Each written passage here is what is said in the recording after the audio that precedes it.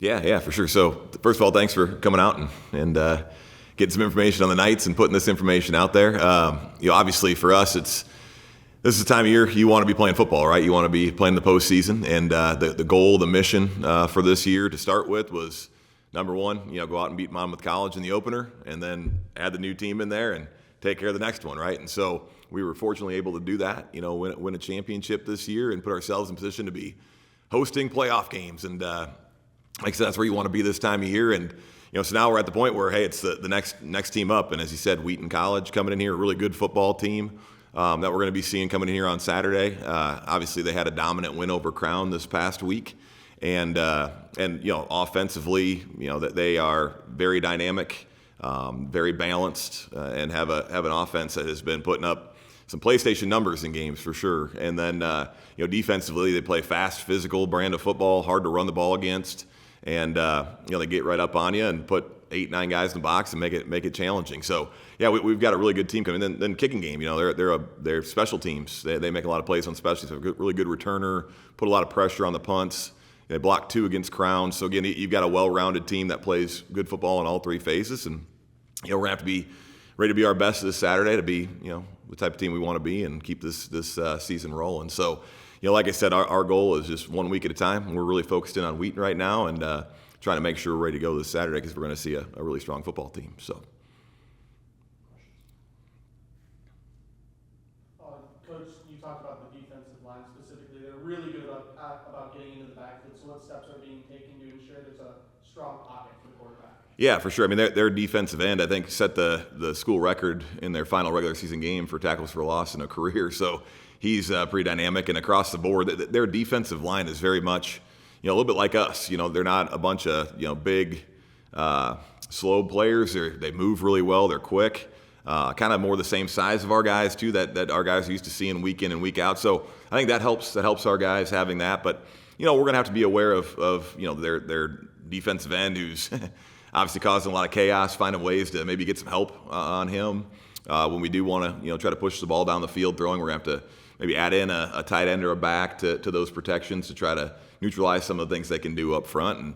And hopefully, I think the other thing that always slows down a pass rush is being able to run the football. And that's something we've been really good at this year, rushing for over 200 yards a game. And hopefully that's something we can establish early is that, hey, they're going to have to be able to defend the run and slow down some of that pass rush as well.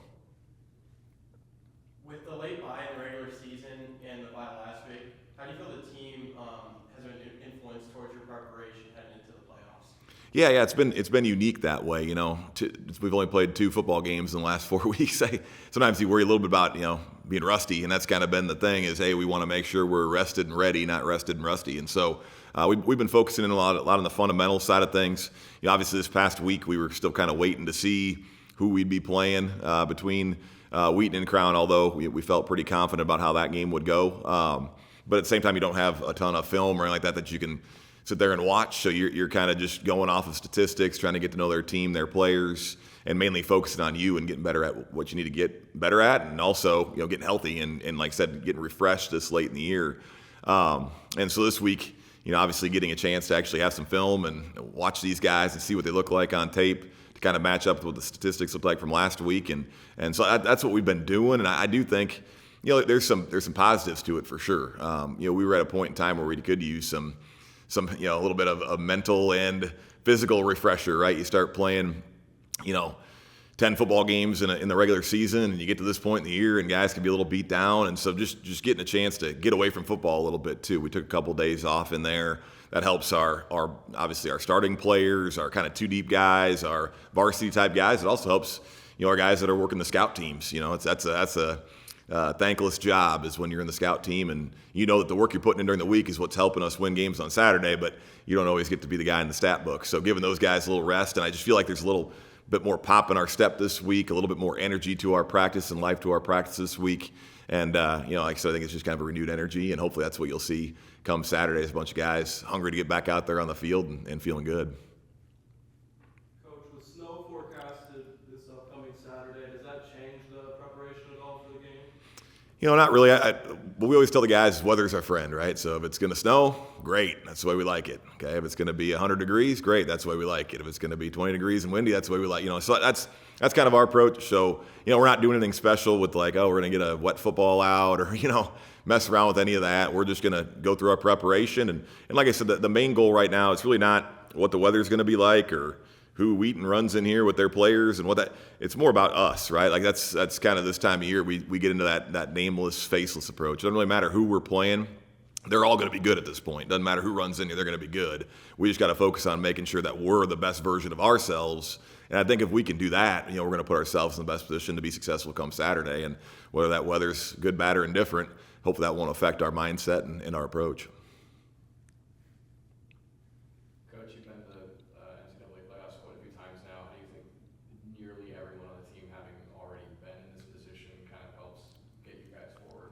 No doubt. We've got a ton of experience, right? And that makes a huge difference when you play in a game like this. A team like Wheaton, who it's got a national brand. This is a program. It's their first time, in this stage either. And so you're bringing in a team here that if we were inexperienced and it'd be like our first time being in the playoffs, probably have some little different nerves to you, a little different.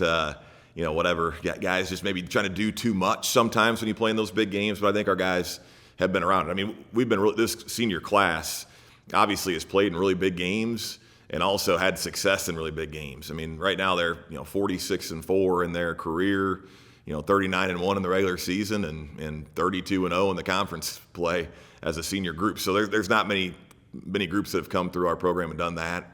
These guys we've played, Whitewater, La Crosse, Platteville, North Central, Mount Union, Bethel. You go down the list of top-end programs we've been playing here in the last 4 years. So these guys have been around it, and the good thing is we've won a number of those football games. So I think that plays a big role in our ability to go out there on Saturday and handle whatever the conditions are, handle whatever, Wheaton brings in here. Obviously a super talented team, and be able to handle the ups and downs of a playoff game, right? There's going to be good things happen. There's going to be negative things happen, and the teams that can stay the most consistent through that and stick together are the ones that usually end up coming out on top. And so, again, just having that experience and having a group of seniors that's been around, seen this, I feel like is going to be a big advantage for us come Saturday.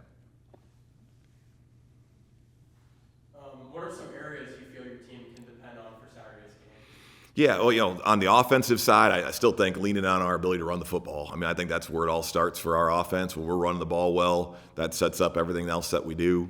I think, Leo Dodd's leadership here in the last half the season being fully healthy, Dawson Rudd being fully healthy, those two guys are going to make some things happen on our offense and continue to lean on those guys that way. And our offensive line, man, I'll tell you, it's at the beginning of the year, we brought back 5 linemen that none of them had received any sort of recognition from an all-conference standpoint, and only a couple of them had even started games, and now they're functioning as a high-level unit. And that's a huge part of playoff success is how you play in the fronts. And so having an offensive line that's been getting it done the way that we have, and like you said before, their defensive line being very talented, we're going to need those guys to continue to play well and work together. On the defensive side, I think it's the same thing. It's the defensive front. I mean, if you look at our defensive line right now, those guys have really dominated games. And guys like Jake Walker, Connor McDonald, both first-team all-conference performers.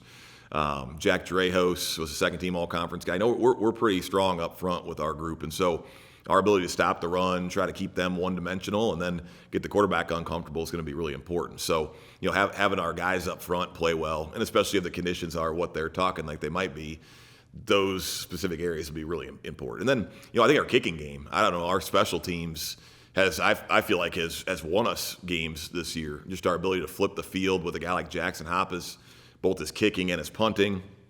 Our return game with a guy like Dylan Swanstrom back there on the punt return averaged, I think, 15 yards of return in conference play. I mean, we've got some weapons to be able to help. Again, all the little details, all the margin for error gets a lot smaller in playoff games. And so every phase really does matter in a game like this. And I think our success on special teams can really stand out and be something we can lean on as well. So, those would be the areas I'd be looking for us to hopefully, if we're going to have success, those things got to be working. Coach, it's another year with home playoff games to start the playoffs and hopefully in front. How special is it to get to play in front of your own fans? Yeah, there's no doubt that's a huge advantage. I mean, I don't have the numbers in front of me right now, but I think if you looked at our statistics this year and our scoring, and looked at what the first half of a home game looks like versus the first half of a road game, you would see some significant differences in that. And that's a little bit concerning for me with our road performance. But at the same time, I know when we play at home, man, we just there's a different energy about our team. There's a life inside of that stadium that's just out. It's just a great atmosphere for a Saturday football game. You had the crowd, the work that our administration does to set up the environment with the music and the whole thing, right? There's just, in the way that things are operated around here, it's a different environment. And so, like I said, we've been very dominant at home, and we've played most of the best teams on our schedule out there, and that's when we've had our best performances. And so that's a huge advantage, I think, for us, and something that we're really excited about. And I think our guys always appreciate putting on the black jerseys out there and cranking it up in Walston Hoover Stadium, and we've been fortunate enough to do that a number of times here in these seniors' career even. I mean, if you look at the last 4 years, I think this is maybe the 8th or 9th game that we're playing as a home playoff game, and that's something that you don't see a lot. And so great opportunity for us, and like I said, we know we're going to have a great team coming in here, and we're going to have to play our best if we want to be successful, and you get a little bit of an extra advantage when you're playing at home, no doubt about it. Coach, is there going to be any extra emphasis on ball security, considering the incoming weather and also how strong their secondary and their front line is? Yeah, no doubt. I mean, I think that if you looked at the statistics that make the biggest difference in winning football games, I think there was something actually on the football scoop. It's kind of a football page that posts jobs, but it also posts all sorts of information on there. And anyway, within the last couple of years, and basically it's the team that runs the ball the most effectively and the team that wins the turnover battle typically wins football game. I mean, that's like your high. Those are the biggest. If you went through all the different factors, you can look. They went and studied like all the different factors of a football game and what can play into this. And today with how passing has become, at the highest level in the professional league, it's a huge deal, and everyone's starting to spread things out more and throw the ball around. In the end, when you get to this time of year, if you can run the ball and take care of it, you got a great chance to win. And so that's number one priority for us every week. But specifically, like you said, when you get to this point in the season, you got to take care of the ball. Again, that margin for error is slim. You add in the conditions that we'll have out there on Saturday, and I think that could play a big role in who wins the football game is who can win that turnover battle. And that's something we talk about every week, and that's something that we're focused on every week. And on our defense, too, trying to create those opportunities for takeaways is something that we've been really good at here in this run that we've been on. And so hopefully that's something that we'll be able to find a way to get accomplished, and on our side take care of it, and the other side create a couple, and I think that could make a huge difference for us. Speaking of home environment, home advantage, that type of deal, Wartburg and Wheaton haven't met in nearly a century, 94 years. So does that change like how you film on scout, or you haven't met in 94 years, obviously? Right. We don't have a lot of information or history that you can lean back on, right? Like you can go look at the history of some of these other matchups, and we've played. A lot of the games. If we've played in Bethel or one of the Wisconsin League teams, there's a lot of playoff information from the past on those. But we haven't really crossed paths really with Wheaton or a ton with the CCIW. I mean, we had North Central in here a couple of years back, but there hasn't been a ton of history with us in that league even. And so our familiarity with Wheaton is mainly, like I said before, they're a national brand in Division III football. That program has been really good for a long time and continues to shine and play at a high level. So it's just a little different for our guys, but I think it's kind of fresh and fun too. It's something new for them, and that's always, if you're going to make a name for your program and try to prove that we're going to be one of the teams that people should look at year in and year out as a national contender, you got to be able to play in games like this and have success in games like this. So definitely excited to get a chance to have a game like this with a good team coming in here with a great environment, and one of the better games in the country on the slate come this weekend. So it should be a lot of fun, and from a preparation standpoint, it's a little bit challenging because you just don't know a ton about how their coaches call games and how they go about things, and you only have 3 games of film, so you do the best that you can, and you go into the thing with a good plan, and then, like I said, at that point, it's focus on yourself and make sure we're executing at the highest level that we can, and that's what you can control. Kind of just touch on the leadership of the younger class. Sam won Rookie of the Year, Conference Rookie of the Year. Kind of talk about his leadership being as young as he is. For sure, yeah. So Sam Heather, was the Rookie of the Year, first team All-Conference tight end, and I mean, at the beginning of the year, Sam wasn't playing as much, right? He was truly a freshman. He's still learning. And then week in and week out, he got better every week, right? He focused in, got better. He had great seniors around him. Learning from guys like Matt Defoe in that group. It makes a big difference, when you got a guy like Matt who's a senior that's been around, that's made plays, that knows how to, Micah Holmberg's a senior in that group that's been doing things. And so like I said, he's had some good people around him. And then he, like I said, just came on strong. And now he's not a freshman any longer. I mean, you played 10 football games now. And so that's why you're seeing Sam's, his, I guess we're putting more on his plate, right? We've expanded. He knows more. He's more confident. We can do more with him. And now he's really blossoming into, one of the best players, I think in our league right now. In the last 2-3 weeks, he's just been on fire. And you're seeing that from a lot of our young guys. And like I said, I think it goes back to all the success and experience from that senior group that they've been able to kind of learn from those guys, see how they go about their business week in, week out. Like, you got to learn how to practice. You got to learn how to work out in the weight room. You got to learn how to do things the right way when it comes to your diet, when it comes to what you're doing off the field. And I think that's one of the things that these seniors continue to do, is just be a great example for younger players. And that's where I think you're seeing a lot of our, like you said, it's not all seniors that are making plays on Saturdays either. We've got a lot of underclassmen, whether they're freshmen, sophomore, juniors, that are stepping up and have gotten better week in and week out. And I think it just goes back to learning how to do things the right way and having a senior group that obviously learned that from guys like Jordan Downing and Owen Grover and Hunter Clausen and Niall McLaughlin, all these names that we've heard over the years. That's kind of what we've got going right now, is as our senior leaders aren't selfish. They're willing to get to know the young guys. They're willing to help them learn how to be their best. And I think that when you've got that going in your program, that gives you a pretty good opportunity to continue to have consistent success like we have. So, yeah, I mean, I'm really excited about our young class. I think there's some other young guys that maybe the names aren't known right now that have a bright future, and we're always keeping an eye on the future. And, some of those guys are shining on Tuesday, Wednesday, and Thursday and really making it hard for our varsity guys that are running out there on Saturdays too. So, yeah, we do. We've got a really nice young crop of players that you're seeing. Some of them have a big impact on Saturdays, and also some of them that are doing a great job of just helping our guys that are making those plays on Saturdays get better, and they're going to be the future of what we do. And I think we've got something to look forward to for sure.